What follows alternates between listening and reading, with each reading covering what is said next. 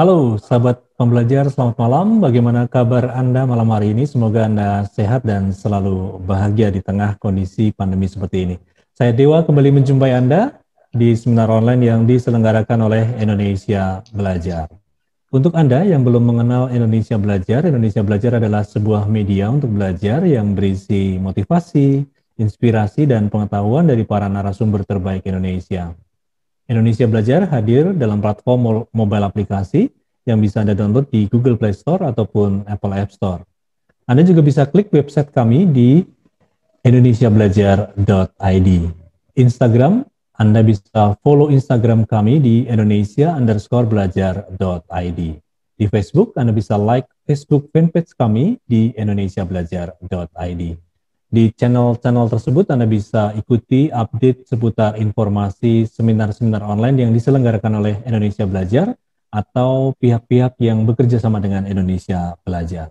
Baik, sahabat pembelajar, seminar online malam hari ini seperti biasa di setiap Kamis malam jam 19.30 kita akan berjumpa dengan Ibu Idayanti Sudiro atau yang lebih akrab dipanggil Ibu Oki. Beliau adalah Master Hati, trainer Natural Way of Living, Certified Life and Wellness Coach, dan Anda yang juga belum follow Instagram Bu Oki bisa follow di @idayantisudiro.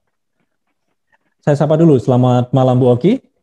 Selamat malam Pak Dewa, selamat malam semuanya. Ya, ini Bu Oki kita tahu bahwa tidak sendirian malam hari ini ya Bu Oki ya. Ya, selamat malam Pak Stevi. Ya. Selamat malam Bu Oki. Ada tamu istimewa Pak Stevi. Selamat malam Pak Stevi. Malam Pak Dewa, selamat malam Ya, teman-teman semua. Ya, gimana kabar Pak Stevi? Sehat juga ya biasa, Mas. Pak.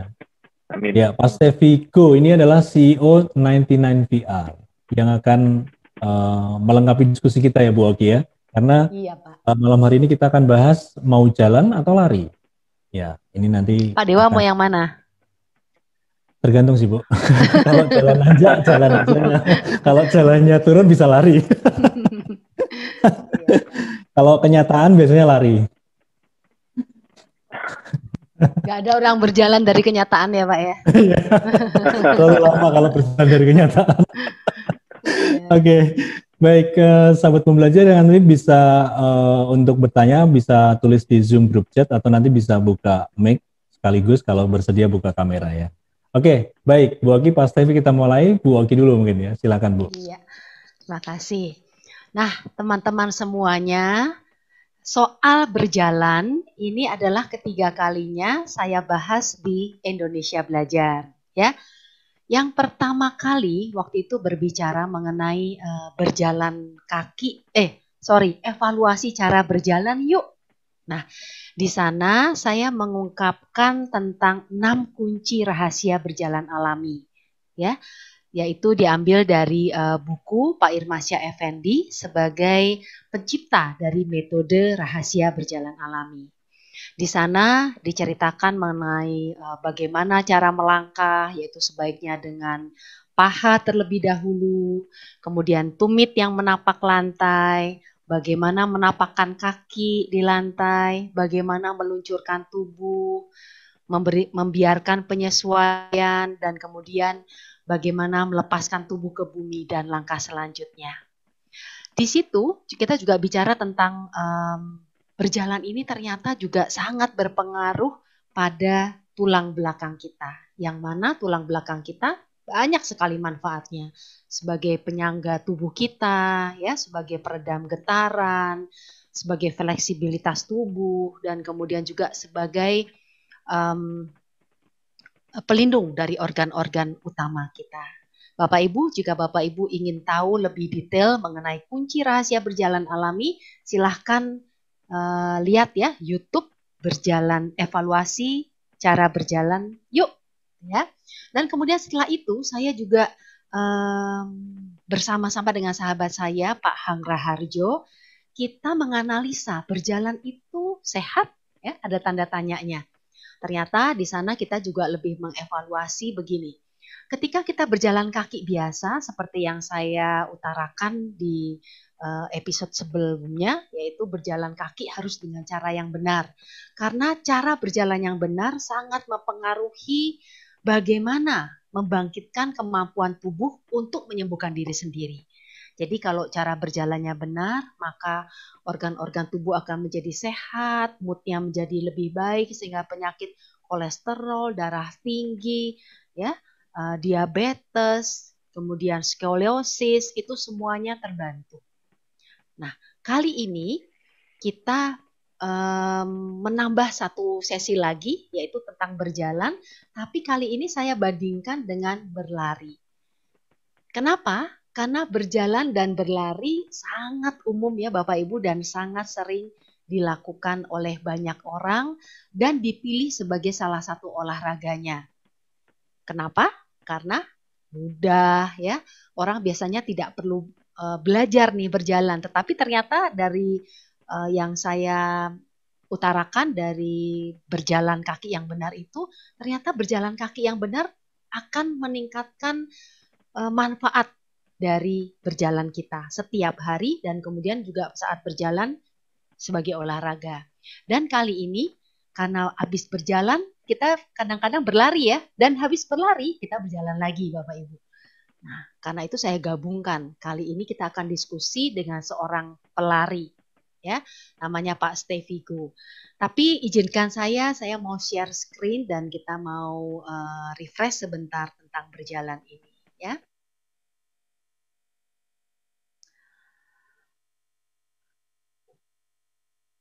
Iya.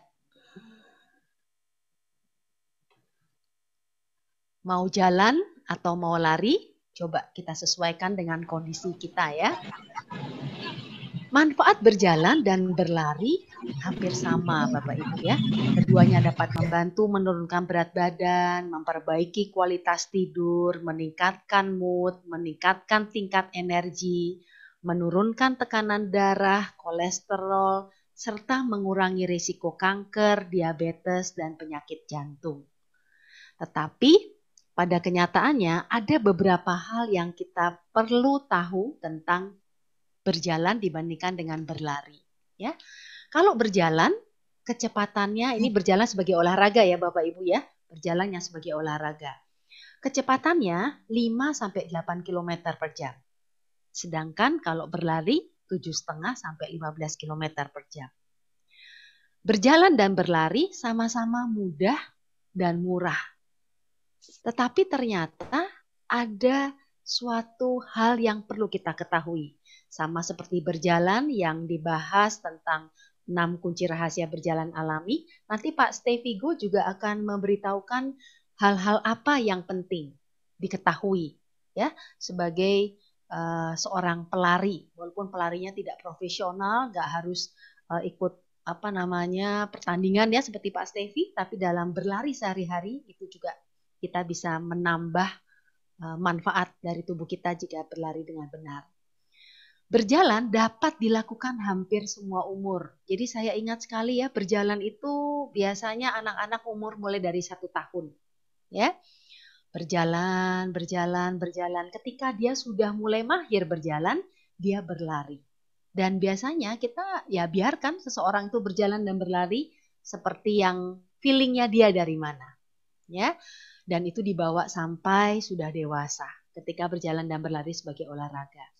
Sama, berlari juga dapat dilakukan hampir semua umur. Cuman kalau berjalan bisa sampai tua, berlari rasanya enggak ya. Kalau sudah terlalu tua, orang lebih banyak berjalan. Berjalan resikonya untuk cedera lebih kecil. Ya, tetapi kalau berlari cederanya lebih besar. Hal-hal apa saja sih yang menyebabkan cedera ini nanti akan dibahas oleh Pak Stevi. Dan manfaatnya berjalan itu juga lebih sedikit ya dibandingkan berlari. Kenapa kita bilang begitu? Karena 5 menit berlari sama dengan 15 menit berjalan. Tapi dalam manfaat-manfaat tertentu tentu saja disesuaikan dengan keadaan kita ya Bapak Ibu ya. Membakar kalori lebih sedikit kalau berjalan, sedangkan kalau berlari membakar kalori lebih banyak. Nah, ini yang akan saya minta Pak Stevi bahas ya tentang badan kita tuh sebaiknya gimana. Saya sendiri sering berjalan, ya kurang sering berlari. Kadang-kadang saya berlari juga.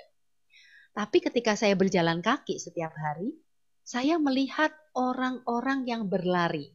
Nah, ada beberapa cara berlari yang menarik perhatian saya, yang kebetulan melewati ya. Dia ada bunyi Kak, dan kemudian dek dek ya, dan kelihatan saya kelihatan bahwa dia seperti ada tekanan gitu. Saya juga ngeliat kok agak aneh ya, kenapa ini? Tadi saya ngobrol dengan Pak Stevi, katanya cara menaruh kakinya itu yang ada masalah. Ya, nanti Pak Stevi akan menerangkan lebih lanjut.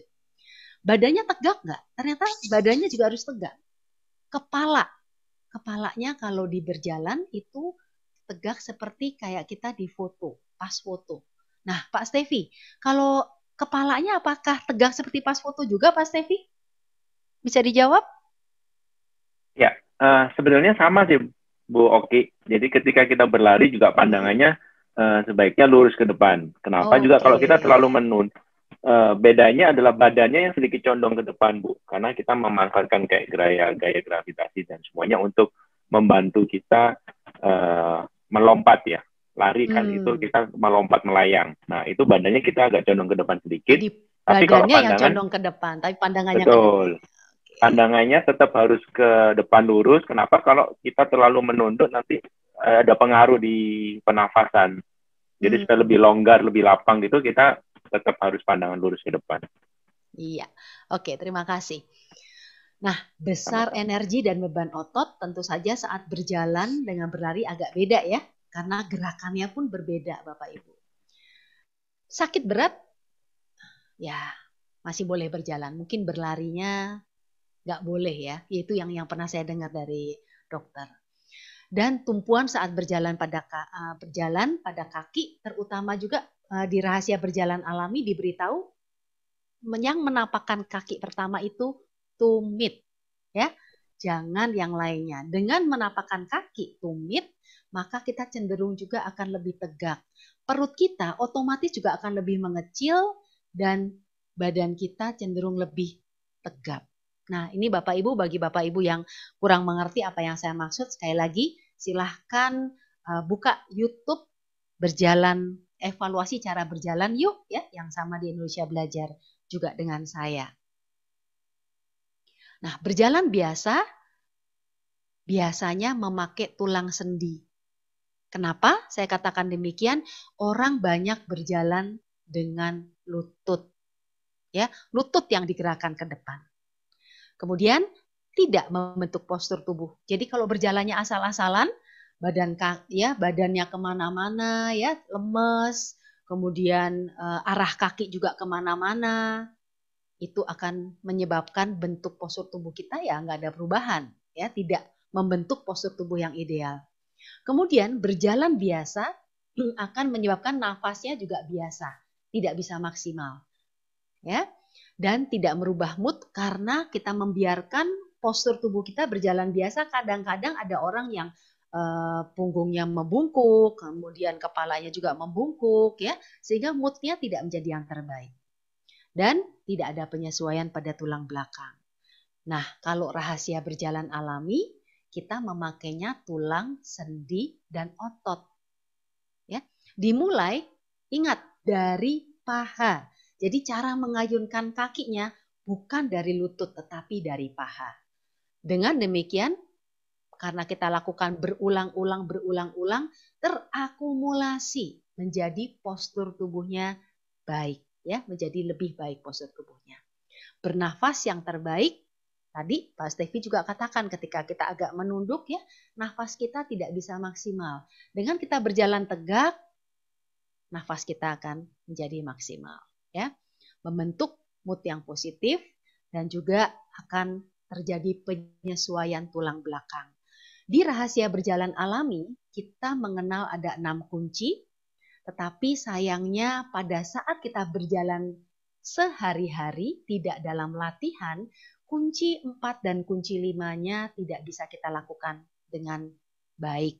Yaitu bahkan kadang-kadang pada saat berjalan, kunci 4 dan kunci 5-nya sama sekali tidak bisa kita lakukan.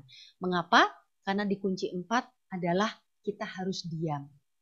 Diam untuk membiarkan penyesuaian pada tulang belakang kita terjadi. ya.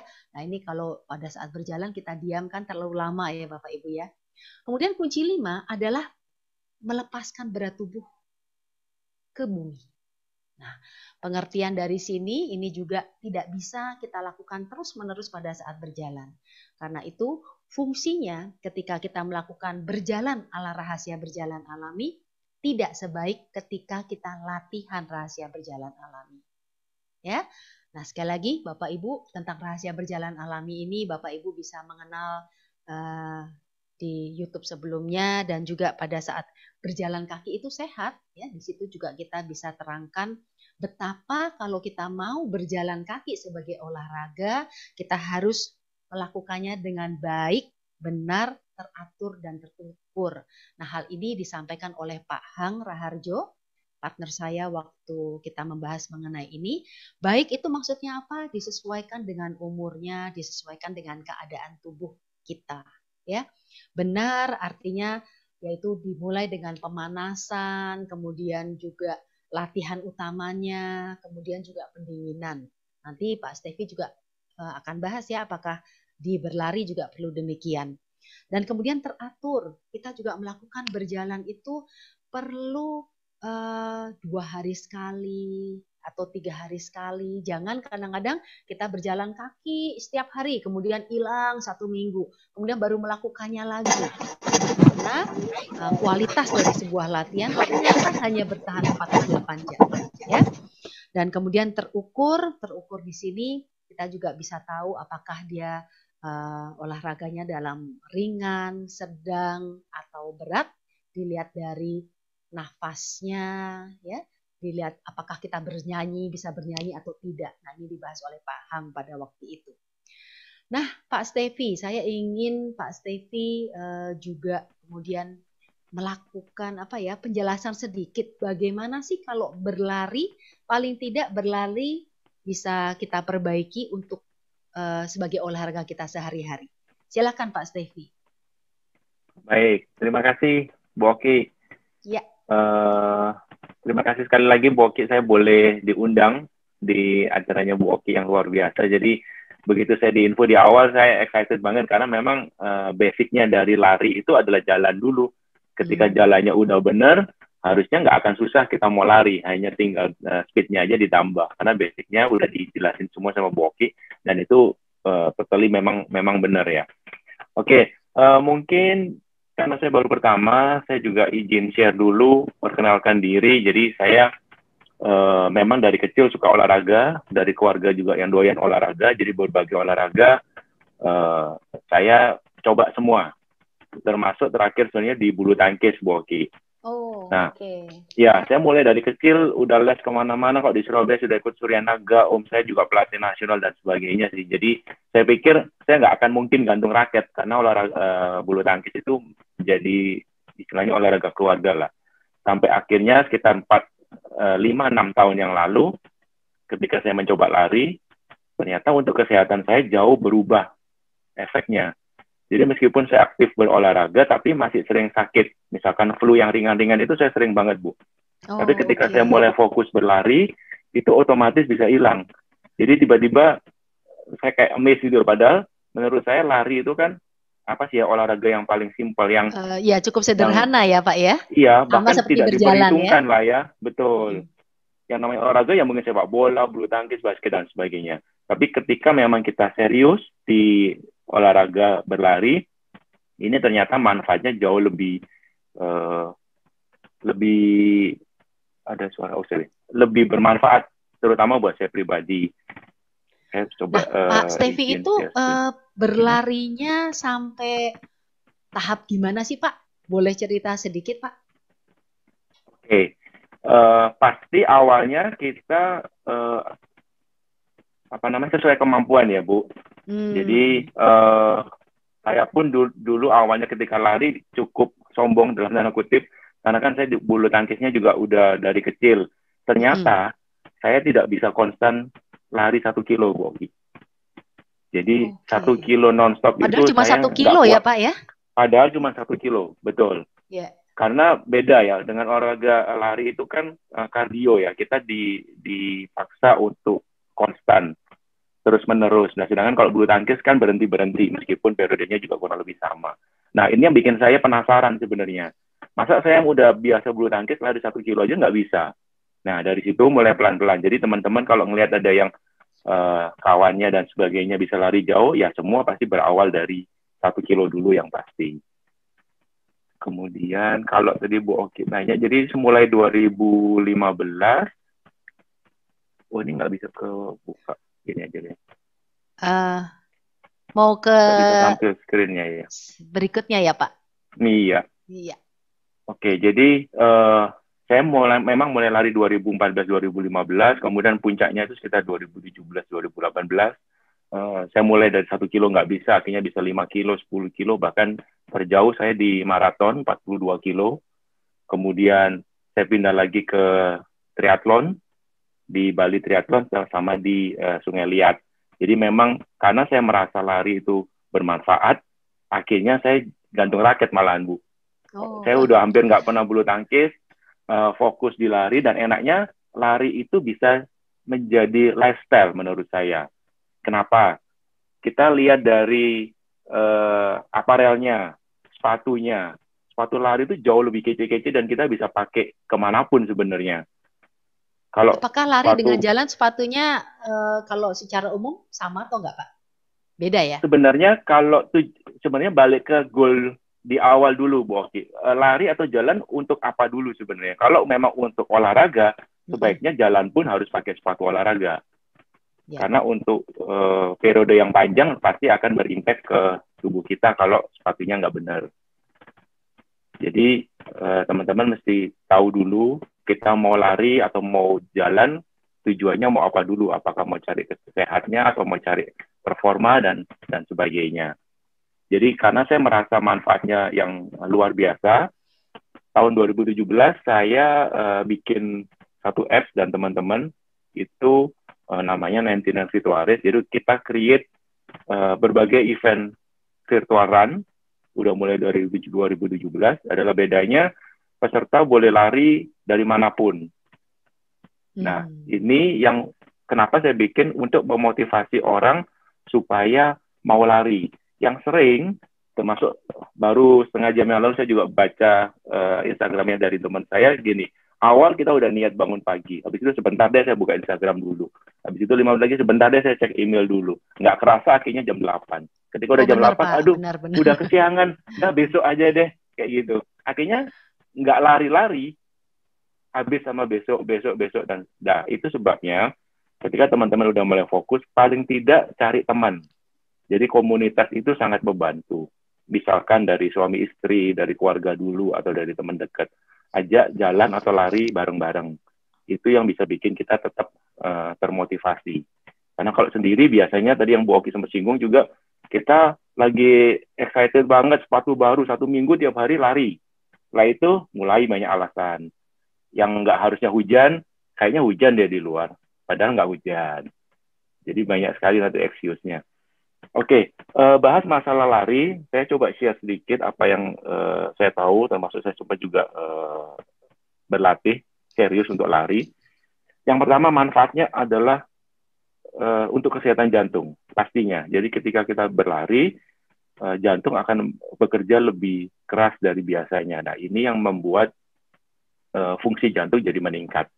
Sebenarnya olahraga apapun itu akan meningkatkan seluruh manfaat dari tubuh kita, baik apapun, baik tulang, baik sendi, otot, itu pasti akan lebih meningkat ketika kita rutin berolahraga.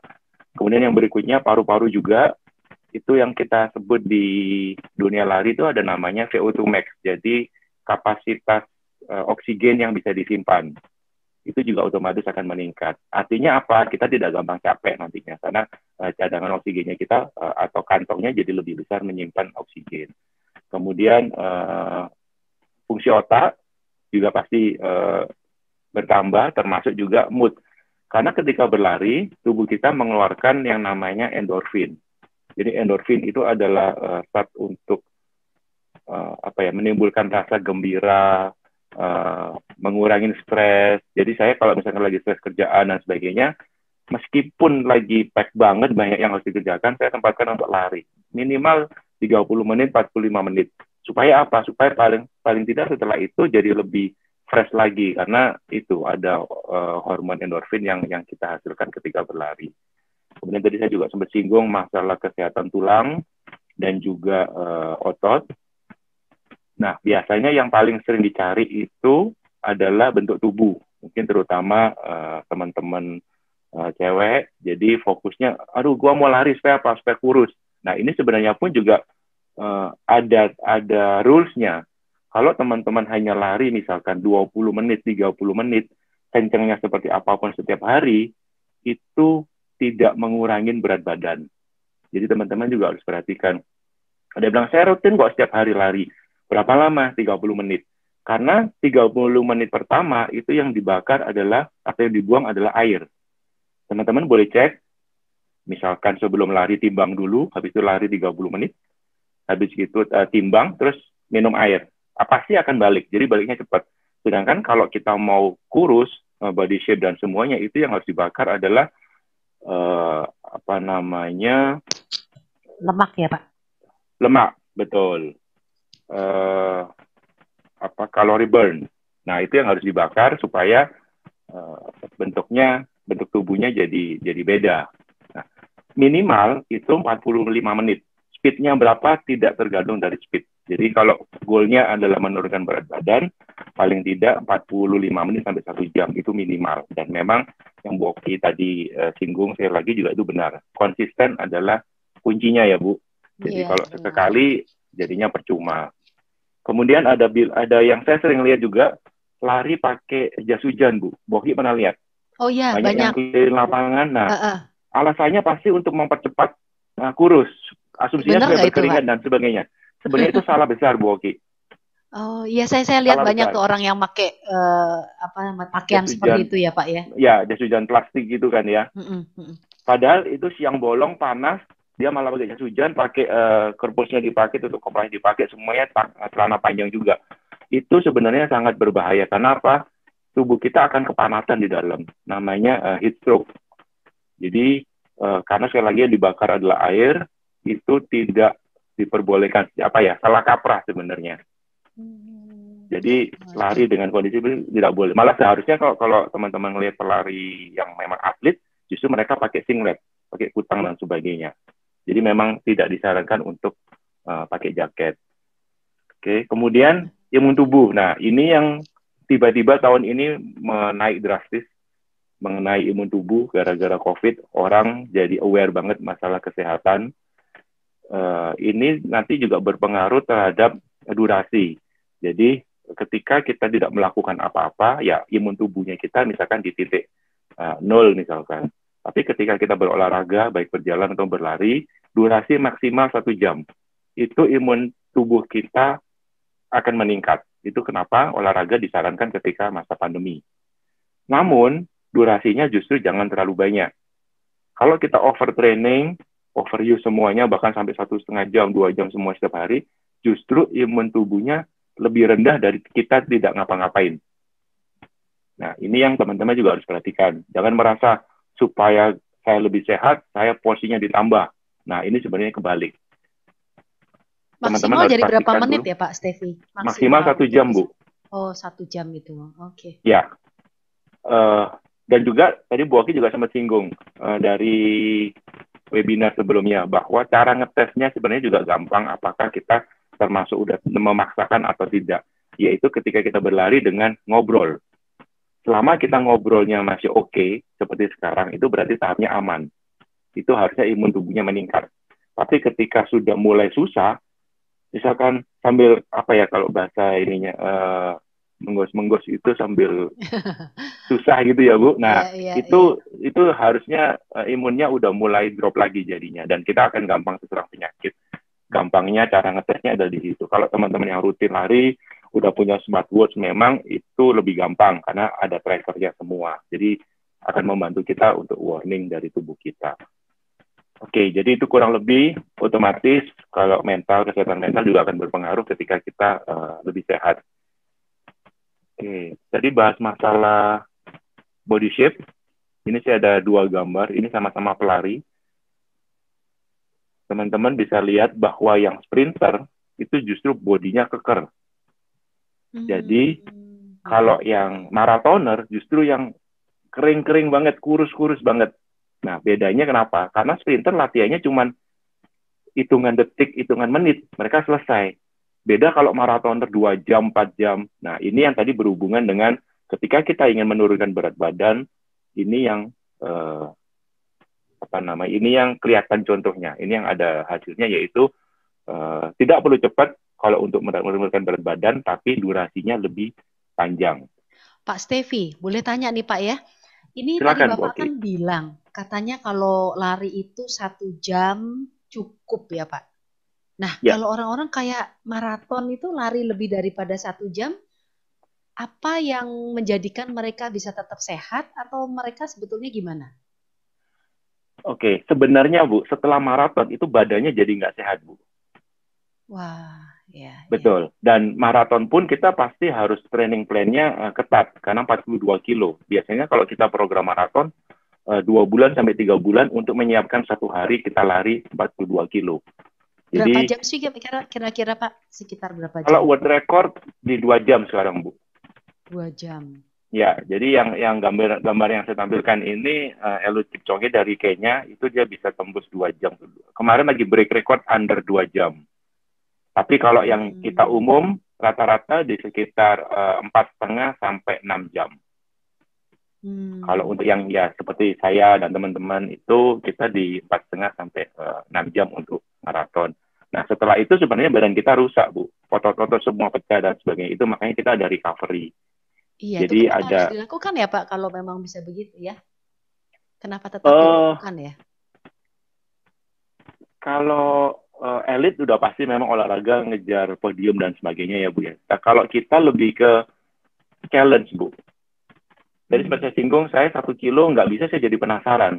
Ketika saya waktu itu lari 1 kilo, saya ngeliat teman saya jauh lebih, lebih gemuk, lebih gede, itu bisa 5 kilo. Nah, akhirnya saya penasaran. Kemudian akhirnya berlanjut. Jadi, memang maraton itu tidak dilakukan sebenarnya secara sehat, Bu. Maraton paling tidak 1-2 kali dalam 1 tahun. Karena kalau terlalu sering juga nggak bagus sebenarnya. Jadi balik lagi goalnya. Ketika kita goalnya murni untuk kesehatan, Bu, sebenarnya tidak perlu melakukan maraton. Tapi lagi karena kita ada race, kita ada euforia ketika bareng teman-teman, komunitas semuanya, akhirnya jaraknya kita bisa meningkat sampai ke maraton. Tapi juga tidak harus sebenarnya. Oke, lanjut sedikit mengenai teknik. Sebelum saya lanjut mengenai teknik, yang perlu diperhatikan adalah postur atau bentuk kaki kita. Ini akan berhubungan dengan cara kita memilih sepatu. Kenapa sepatu penting untuk lari? Yang pertama adalah impact kaki ke tanah untuk pelari jauh lebih tinggi dibandingkan dengan berjalan. Tadi Bu Oki juga sempat singgung, itu benar banget. Apalagi ketika ada yang lari di belakang kedengeran brok, itu bisa dipastikan sebenarnya agak salah caranya dia menumpu. Nah, tumpuan akan lebih empuk ketika kita topang dengan yang namanya sepatu. Jadi sepatu itu sebenarnya paling tidak ada 3 jenis. Nah, biasanya kita beli sepatu gara-gara merek, gara-gara bentuknya bagus, gara-gara teman baru beli sepatu Nike apa, kita ikut-ikutan. Padahal nggak cocok dengan bentuk kaki kita. Ini yang bisa bikin kita jadi cedera. Jadi tidak sama dengan postur kaki kita, tapi kita paksakan. Nah, ada 3. Yang pertama adalah high arch, seperti yang paling kiri, yaitu cekungannya besar. Kemudian yang mid, kemudian yang low. Gimana caranya kita bisa tahu kaki kita yang mana? Sebenarnya saya kasih video singkat cara ngetesnya. Atau kalau nggak mau repot, ketika teman-teman fokus memang mau cari sepatu lari, seharusnya sekarang model sport station dan sebagainya itu bisa membantu untuk ngecek. Kalau teman-teman tahu kan kadang ada satu corner gitu yang buat tes kaki kan. Nah, itu sebenarnya bisa dimanfaatkan. Kita tes dulu tipe kaki kita apa, baru kita pilih sepatu yang cocok. Jangan tergantung merek. Karena saya sendiri pun pakai sepatu Nike, beda tipe sama-sama Nike, itu nggak sama. Karena memang desainnya berbeda. Jadi yang dilihat adalah tapaknya ya, bukan model jari-jari seperti ini. Kalau ini lebih ke feng shui nantinya ini, ke jodoh dan kemana-mana. Jadi yang dilihat adalah tapaknya seperti ini.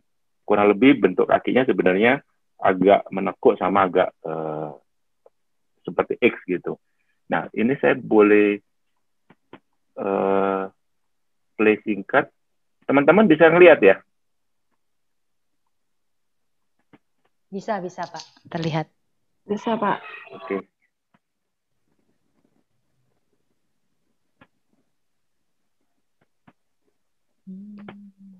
Iya.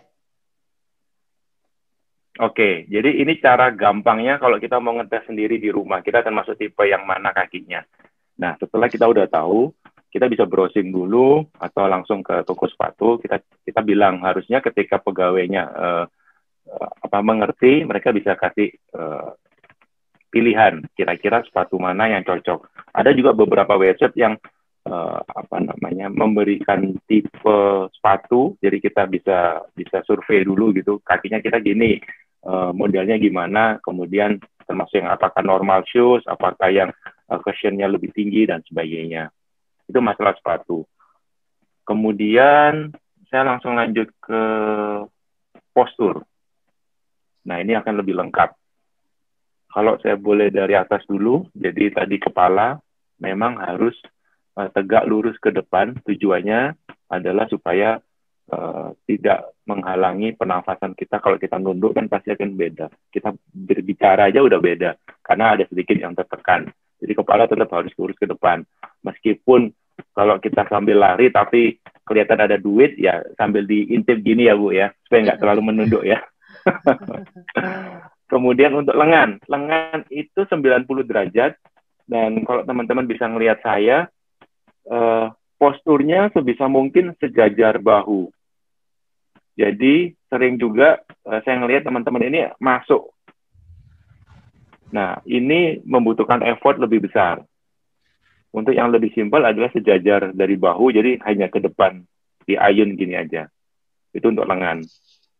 Kemudian tangan, sebenarnya tidak harus menggenggam, kalau menurut saya bisa juga dilepas, intinya yang rileks, tapi posturnya tetap 90 derajat dan tidak masuk. Kadang ada yang sampai gini, jadi heboh banget ini larinya, bahunya sampai goyangnya, masuknya terlalu banyak. Itu yang membutuhkan banyak effort. Akhirnya kita akan mudah capek kalau lari posturnya tidak benar. Kemudian perut juga usahakan selalu ditarik ototnya. Ini juga mempengaruhi atau membantu kita dalam proses pernafasan sama juga postur. Kemudian yang terakhir sebenarnya yang paling penting, yaitu kaki.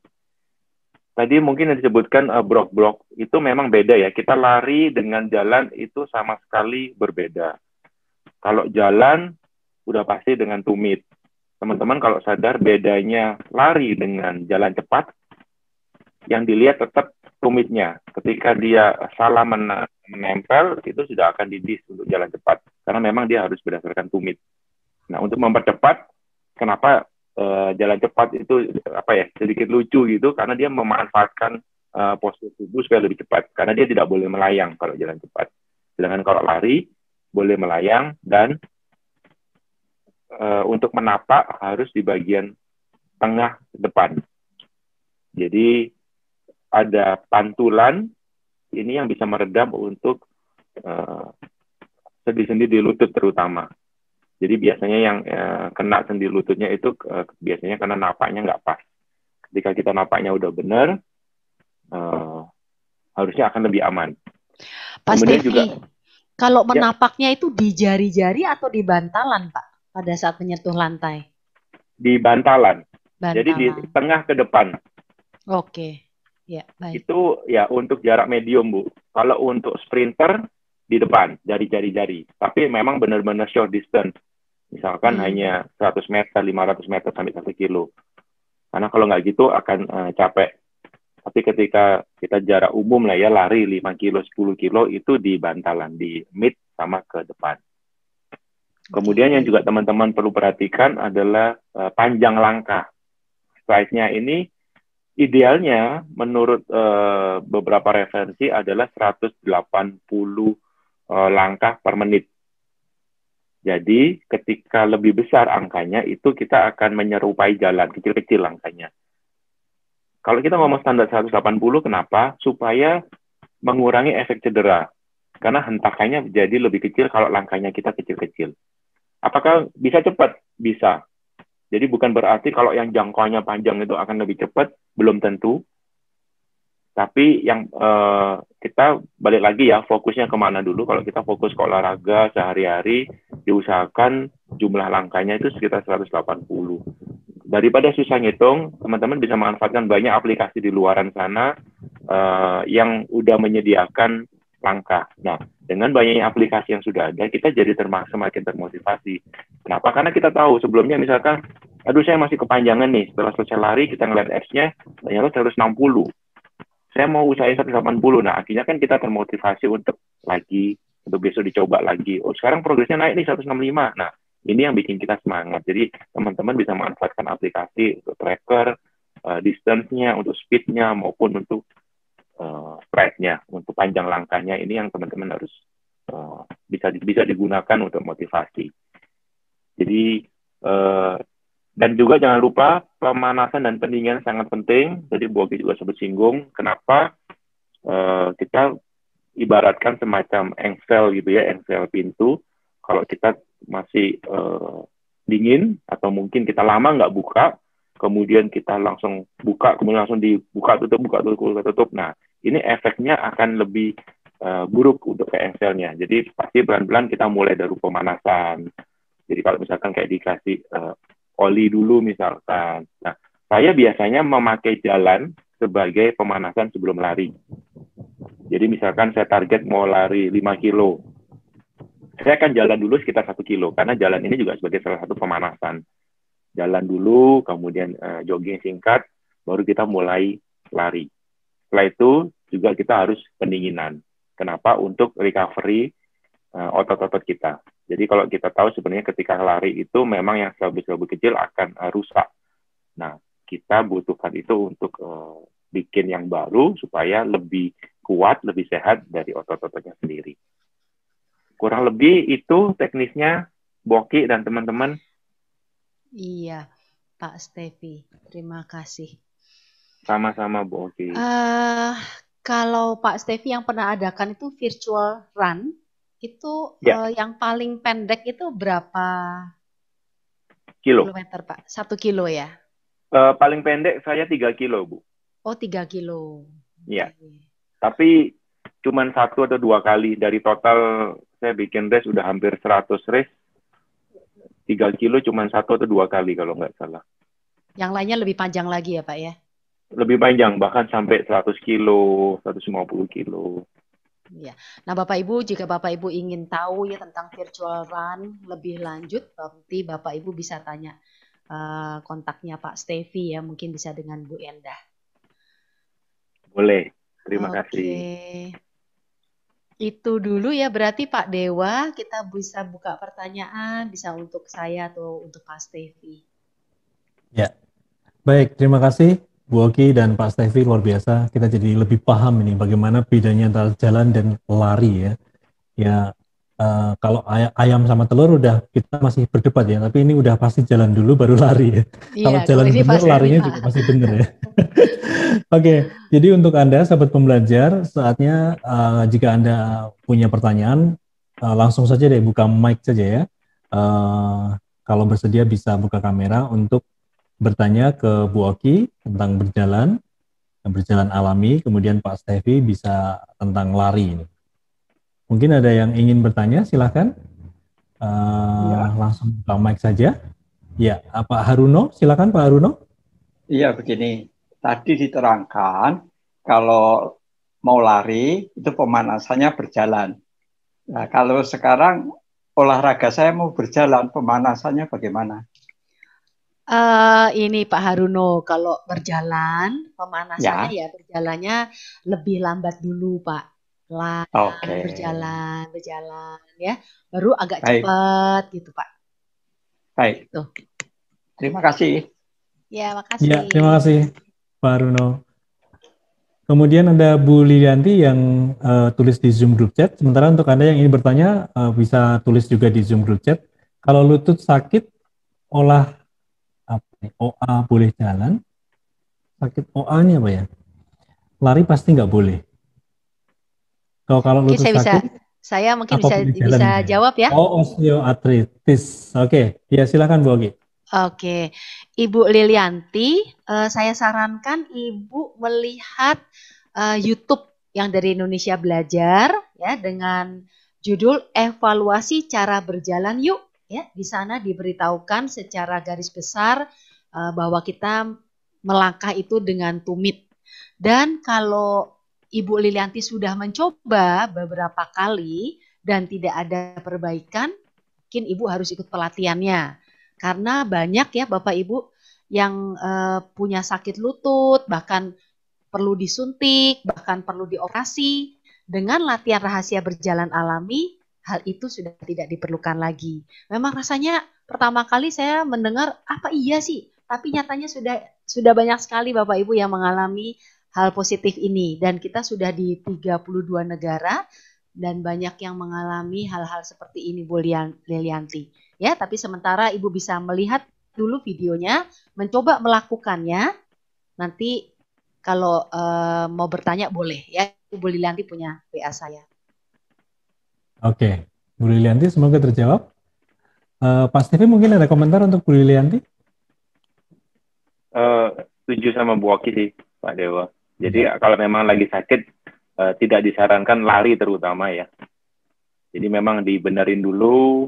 Kalau kita udah merasa nggak sakit, baru kita mulai start jalan lagi, baru bisa lari. Oke, Bu Lilianti, saya langsung saja ke Bu Fitra. Selamat malam Pak Stevi, bagaimana caranya agar kita setelah lari, badan kita tidak kaku atau terlalu capek? Oke, selamat malam Bu Fitra. Definisi kaku dan capek sebenarnya relatif tiap orang ya Bu. Cuman bisa dipastikan Ibu bisa pemanasan dulu. Ini yang mempengaruhi supaya badan kita tidak kaku. Jadi teman-teman juga harus bedakan, Ibu Fitra bisa bedakan pemanasan dan pendinginan. Kadang banyak orang melakukan teknik yang sama dipakai di pemanasan dan dipakai di pendinginan. Sebenarnya fungsinya berbeda, jadi cara pemanasannya atau apa aja yang dilakukan juga berbeda. Ketika kita pemanasan, sebaiknya kita melakukan dynamic stretching. Artinya apa? Karena kan tubuh kita masih dingin. Apalagi kalau pagi kita baru bangun semuanya. Nah, pemanasannya adalah misalkan paling gampang dengan jogging, dengan jalan dulu. Itu kan kita dynamic. Atau intinya tidak langsung menekuk-nekuk bagian tubuh, misalkan kaki. Karena posisi otot kita masih dingin. Nah, itu yang harusnya dilakukan untuk pendinginan. Karena ketika setelah lari, nah kita stretchingnya itu atau pendinginannya berbeda, yaitu dengan kakinya ditekuk ke belakang, tumitnya diangkat dan sebagainya. Itu kalau dilakukan, Bu, harusnya akan mengurangi rasa capek, terutama setelah berlari. Mungkin juga porsinya yang harus diperhatikan, Bu. Kalau goal kita memang hanya untuk kesehatan, tadi tidak usah dipaksakan di saat-saat awal, karena semua pasti butuh progres. Jadi di awal ketika udah merasa capek sedikit, udah nggak apa-apa, stop, jalan aja. 2 hari, besok istirahat, 2 hari, kita mulai lagi, diperpanjang lagi sedikit. Kalau kita melakukan olahraga apapun untuk pertama kali, pastinya akan pegel-begel ya, pasti akan capek. Itu sebenarnya lumrah karena kita belum terbiasa. Nah, yang benar seharusnya tetap dilakukan. Jadi jangan tunggu pegelnya hilang 1 minggu, kita baru start lagi, ini terlalu lama. Ketika memang masih pegel 2 hari, 3 hari, lakuin lagi, boleh jalan, boleh lari. Tapi porsinya mungkin dikurangi sedikit karena badan masih belum terlalu fit. Jadi harusnya seperti itu. Semoga membantu. Ya, oke, baik. Terima kasih Pak Stevi. Bu Fitra semoga terjawab. Bu Oki ada tambahan untuk Bu Fitra? Belum ada Pak. Belum ada ya. Oke. Cukup. Baik, sahabat pembelajar, ada lagi yang ingin bertanya? Langsung saja. Silakan. Ada malam hari ini ada Pak Stevi, juga ada Bu Oki, tentu saja. Silakan kalau ada yang bertanya. Langsung saja buka mic. Ini ada satu pertanyaan ya. Gimana Bu? Bu Oki, apakah berjalan RBA bisa dipakai jalan sehari-hari? Kalau dilihat RBA jalannya perlahan. Iya, Ibu Leilani. Memang kalau kita berjalan ala RBA, itu kan nanti diberikan rekamannya. Rekamannya itu perlahan. Jadi dengan seluruh kaki mengarah lurus ke depan, pompalah bantalan telapak kaki. Biarkan tubuh meluncur ke depan dan seterusnya gitu ya. Pak Dewanya dengarnya sampai manggut-manggut tuh Pak Dewanya. Tapi itu pada saat latihannya ya, latihan berjalan alami.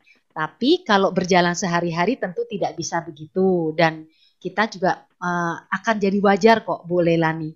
Biasanya saya ajarkan di pelatihan rahasia berjalan alami, tapi kalau saya tidak salah di YouTube yang evaluasi cara berjalan yuk itu rasanya juga ada. Bagaimana kita berjalan sehari-hari yaitu dengan biasanya tumit, pompa, luncur. Tumit, pompa, luncur. Jadi lebih cepat dan wajar, tidak berbeda dengan orang berjalan sehari-hari.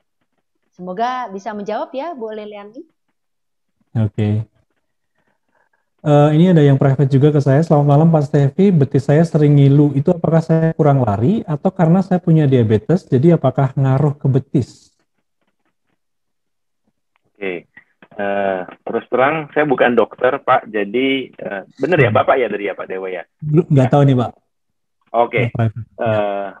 Cuman kalau setahu saya dan juga dari pengalaman saya selama ini sebenarnya tidak terlalu berpengaruh ya, apalagi ke bagian tubuh tertentu betis selama tidak luka kalau setahu saya. Karena almarhum Bapak juga ada diabetes, jadi selama tidak luka seharusnya tidak berpengaruh. Kalau betis memang tiap orang ada bagian tubuh yang apa ya istilahnya Pak, ada kekuatan tertentu, ada yang lebih lemah di bagian tubuh tertentu. Nah, jika memang seperti itu, Bapak bisa melakukan penguatan bagian tubuh. Ada yang bagian tubuh betis, ada yang di bagian paha. Nah, itu supaya mengurangi tidak sakit ketika berlari. Atau mungkin juga bisa dilihat dari sepatunya, Pak. Karena sepatu yang salah bisa impact kemana-mana. Nggak hanya cuma ke lutut, bahkan ke betis, ke tulang kering, ke paha. Itu juga bisa kena ketika sepatunya salah. Ditambah juga cara menumpunya kita salah. Jadi mungkin kita dari basic dulu, coba dilihatin dulu terlepas dari diabetesnya. Demikian, Pak. Boleh saya tambahkan ya, Pak Silakan, Dewa? Bu. Silakan, Bu. Coba ya, memang tadi yang bertanya entah Ibu atau Bapak, cara berlari. Kalau Bapak itu ternyata berlari ya, cara berlarinya apakah sudah benar? Dan cara menumpu. Dan satu lagi, apakah Bapak Ibu pada saat melakukannya tuh tegang nggak gitu? Kalau ketika berjalan atau berlari itu tegang, itu menyebabkan hal yang nggak enak. Karena ini pernah kebetulan dialami ya oleh seorang yang sudah belajar. Dia bilang, kenapa kok selalu tegang? Kemudian saya minta dia untuk menyadari gimana pada saat berjalannya, dalam hal ini berlarinya. Apakah dia ada yang salah tekniknya atau terlalu tegang di bagian itu? Itu sih. Ya, oke. Saya boleh izin nambahkan juga Pak Dewa. Tadi yang tegang apakah tegang biasa atau kram ya? Karena kalau kram itu juga seperti tegang kan, jadi kayak kaku gitu betisnya. Dan memang yang paling sering kena untuk kram pada saat lari adalah betis. Nah, saya juga mesti tahu dulu Bapak melakukannya berapa jauh ya sampai timbul kram. Apakah baru start lari udah merasa kaku, ataukah di kilometer tertentu baru merasa kaku. Nah, ini yang beda treatment sih nantinya.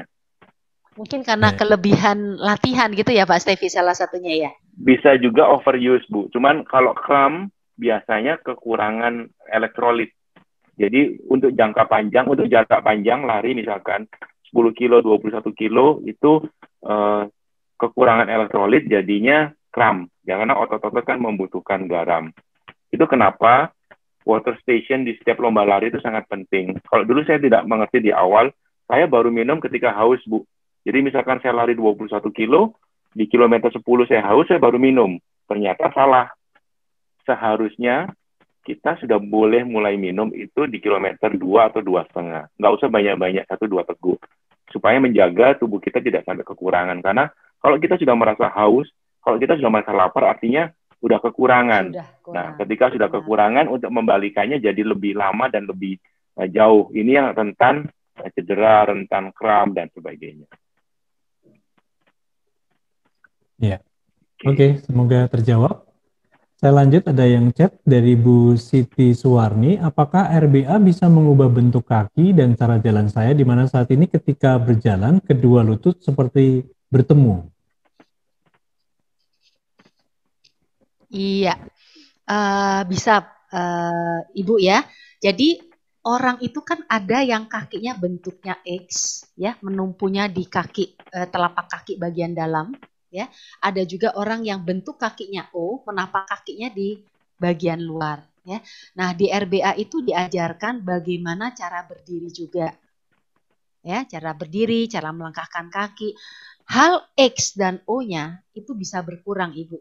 Nah, salah satunya tadi kalau Ibu mengatakan bahwa pahanya bisa menyentuh, ya, itu coba Ibu perhatikan bagaimana cara Ibu berjalan dan berdiri. Contoh kalau berdiri, sebaiknya itu selebar tulang pinggul. Ya, sebaiknya selebar tulang pinggul. Demikian juga ketika kita berdiri selebar tulang pinggul, pada saat berjalan jangan kemudian masuk ke dalam. Nah, memang agak beda ya kalau kita melihat putri-putri yang cantik ya, itu berjalannya kan harusnya katanya malah justru hampir satu garis ya, lebih cantik, lebih feminim gitu ya. Memang kalau berjalan sehat dengan berjalan cantik agak beda. Kalau kita mengusahakan bahwa berjalannya tetap pada posisi ketika kita berdiri, ya. Percaya Bapak Ibu nggak menjadi aneh kok Bapak Ibu, ya. Saya sudah melihat banyak orang dan termasuk saya sendiri dengan berjalan selebar tulang pinggul itu masih cukup wajar dilihatnya, gitu Pak Dewa. Oke, baik Bu Siti, semoga terjawab. Pak Stevi ada tambahan? Atau saya lanjut ke Pak Jadi Sony saya cukup, Lim? silakan dilanjut Pak Dewa. Oke, Pak Sony, Bu Oki mau tanya kalau lagi sesak nafas apakah boleh latihan RBA atau berlari? Nah, ini mungkin buat Bu Oki juga Pak Stevi. Iya, boleh saja.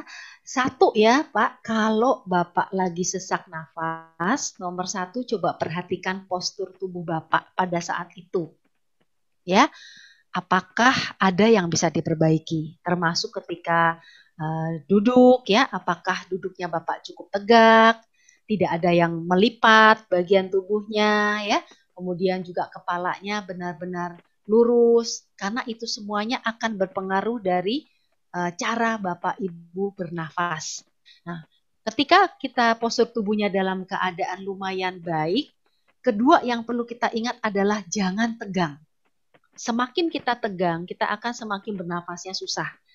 Jadi ketika itu ingat senyum, ya, senyum, santaikan tubuhnya, lalu bernafaslah, menarik nafas yang dalam, lepaskan.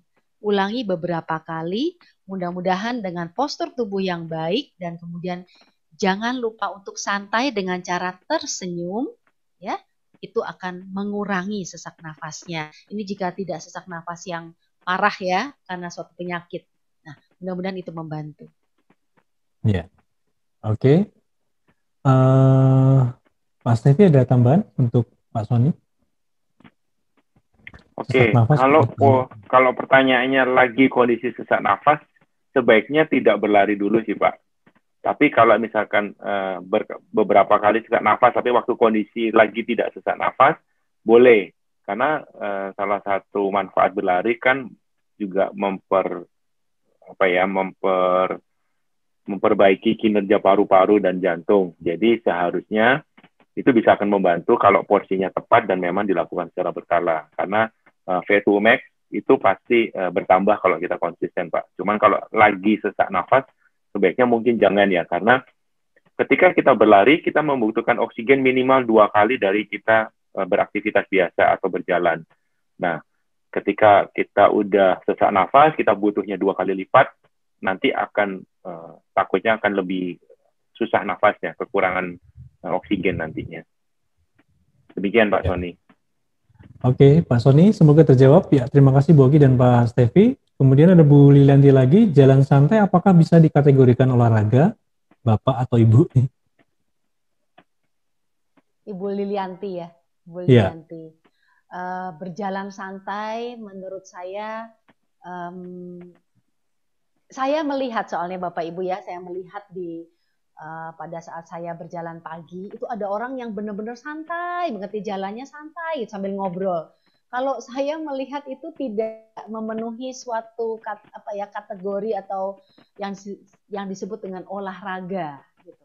Jadi kalau terlalu santai memang jadi manfaatnya akan sangat sedikit ya, karena kita cuma santai gitu. Itu sih pendapat saya. Gimana tuh Pak Stevi coba? Ya, setuju Bu Oki. Kategori santainya juga mesti diperjelas ya. Siapa tadi Bu Ilianti. Tapi tetap kalau menurut saya dibandingkan kita mager, rebahan nonton drakor, tetap lebih baik jalan santai. Meskipun ke mall dan kemanapun itu kalau ditotal satu hari bisa at least 3 kilo seharusnya. Jadi dari compare-nya kemana dulu nih? Daripada tidak melakukan sesuatu ya masih oke. Tapi kalau memang kita bangun pagi ke lapangan dan semuanya, tapi jalannya cuma santai, sayang. Jadi bisa dipercepat. Mulai dari santai dulu nggak masalah, kemudian bisa temponya dipercepat. Iya. Oke, Bu Lilanti, semoga terjawab. Ini Bu Fitra kembali bertanya, malam Pak Stevi, saya mau tanya lagi, apakah lari juga membantu kita dalam upaya menggemukkan badan, Pak? Karena saya jarang lari, takut tambah kurus, Pak. Ya. Beberapa teman saya juga ngalamin yang sama, Bu Fitra.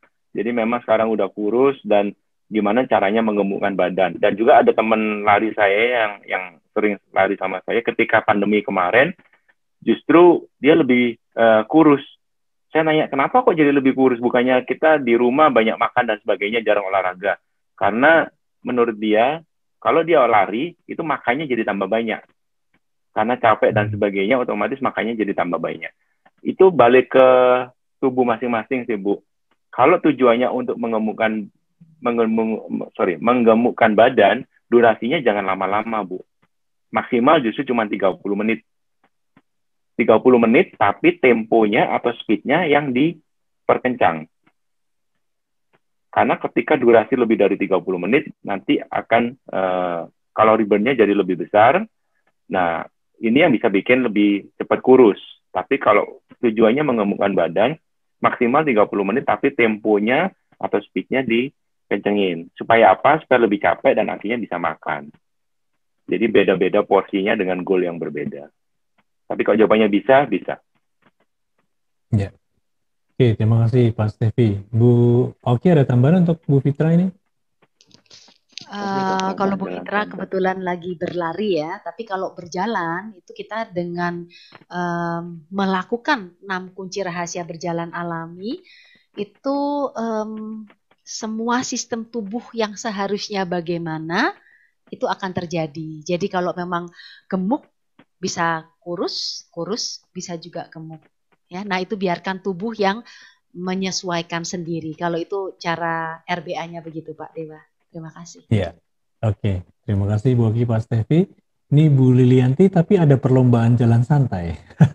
Oke, terima kasih. Nah itu saya nggak tahu tuh ya, jalan santai. Oke, ada lagi mungkin yang ingin bertanya?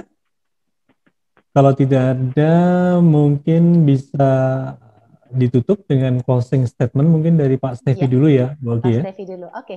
Ya, silakan dari Pak. Saya, oke.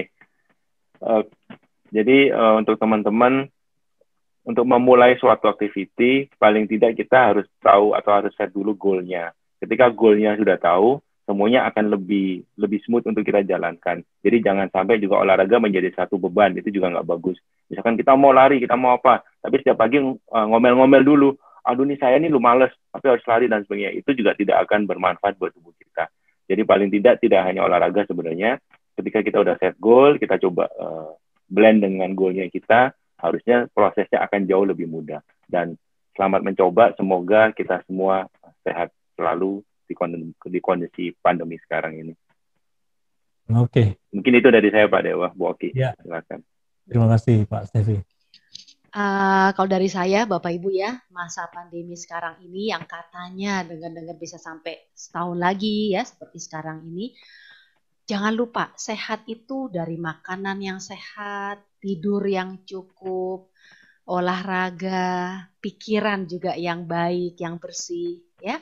Nah, semuanya ini salah satunya bisa dengan berjalan atau berlari ya.